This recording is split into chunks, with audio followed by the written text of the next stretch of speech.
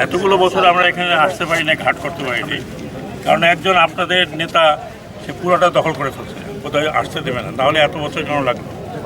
এটা বন্দর ঘোষণা করতে এত বছর কেন লাগলো? কেন অন্তর্বর্তীকালীন সরকারকে? বরং আমার হতো যে আমি এই বন্দর আছে, বন্দরটাকে আরও খুবই উন্নত করি। এখন আমাকে শুরু থেকে স্টার্ট করতে হবে। আবার আপনারা নেতা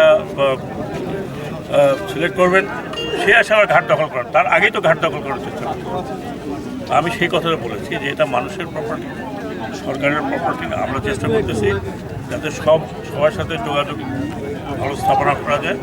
এটা আপনাদের প্রপার্টি, আপনাদের জনগণকে দেখে রাখতে হবে। গত 16 বছর যা হয়েছে, 15 বছর যা হয়েছে, এগুলো যেন না হয়, এগুলো আপনারা দেখবেন। সেটাই আমি বলেছি। আমি আশা করি আমরা তো আর এখানে আরও 5 বছর থাকবো না যে আমরা সব দেখে যাবো। আমরা শুরু করে দিয়ে গেলাম, অন্তর্বর্তীকালীন সরকারের মেয়াদ শেষ হয়ে যাবে।